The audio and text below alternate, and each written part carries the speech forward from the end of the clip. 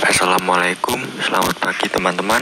Perkenalkan, kami dari kelompok 11 yang beranggotakan saya sendiri, Yosafat Satria, NPM 1910102054, dan teman saya Aulia Kurniawati, NPM 1910102055. Di sini kami akan memaparkan materi tentang entitas konsolidasi dan laporan keuangan konsolidasi. Langsung saja kita masuk ke dalam materi. Baik, di sini saya akan menyampaikan materi yang pertama, yaitu laporan keuangan konsolidasi.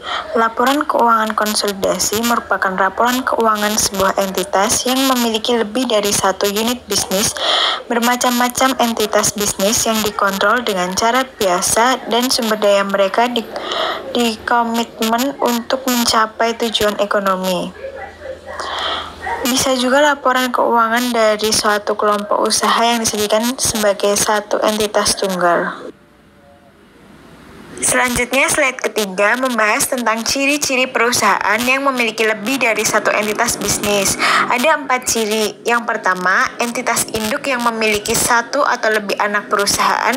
Entitas dikendalikan oleh entitas induk. Yang kedua, kelompok usaha merupakan entitas induk dan seluruh entitas anaknya.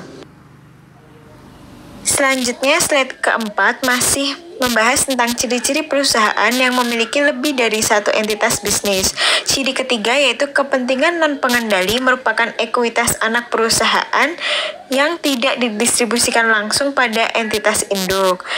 Yang keempat yaitu pengendalian untuk mengatur kebijakan keuangan serta operasional untuk memperoleh manfaat, memiliki secara langsung maupun tidak langsung melalui entitas anak lebih dari setengah kekuasaan atau suara kecuali dapat ditunjukkan secara jelas bahwa kepemilikan tersebut tidak diikuti dengan pengendalian. Selanjutnya pada slide 5 yaitu pengendalian yang dilakukan oleh perusahaan. Yang pertama, kekuasaan melebihi setengah suara sesuai dengan perjanjian dengan investor lain. Yang kedua, kekuasaan untuk mengatur kebijakan keuangan dengan operasional entitas berdasarkan anggaran dasar. Selanjutnya yang ketiga yaitu kekuasaan menunjuk atau mengganti sebagian besar dewan direksi dan mengendalikan entitas melalui dewan direksi. Yang terakhir, kekuasaan untuk memberikan suara mayoritas pada rapat dewan direksi serta mengendalikan entitas melalui dewan direksi. Kemudian selanjutnya ada tujuan laporan keuangan konsolidasi agar dapat memberikan gambaran yang objektif dan sesuai atas keseluruhan posisi dan aktivitas dari satu perusahaan yang terdiri atas jumlah perusahaan yang berhubungan istimewa. Maka laporan konsolidasi keuangan harus benar sesuai dengan substansi atas peristiwa ekonomi agar tidak menyesatkan.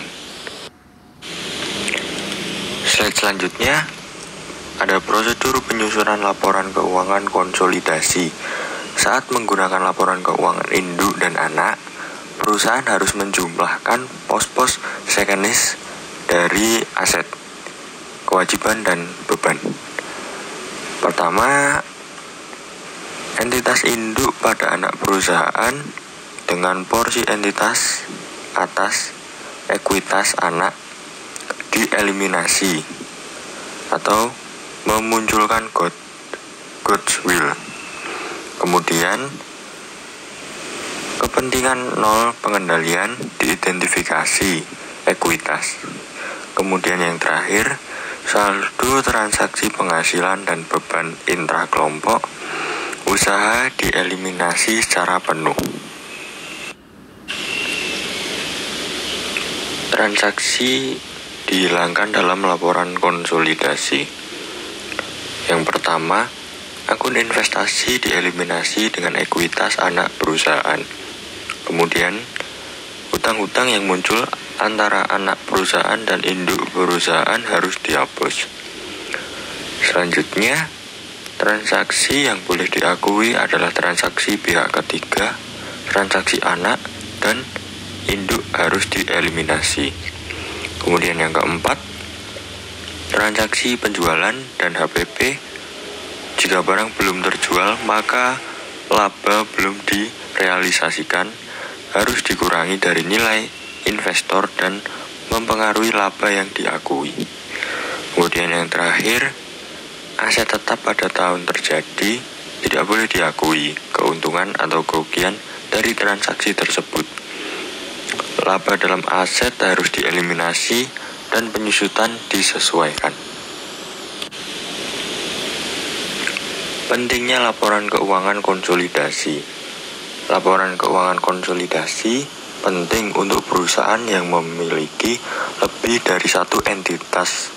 Laporan tersebut dapat membantu perusahaan induk untuk menilai kinerja dari perusahaan, sehingga dapat dipertanggungjawabkan kepada para investor ataupun pemilik dana bagi perluasan usaha. Sekian pemaparan materi dari kelompok kami. Terima kasih atas perhatiannya. Kelompok kami mohon maaf bila ada kesalahan dalam penyampaian maupun kekurangan dalam materi.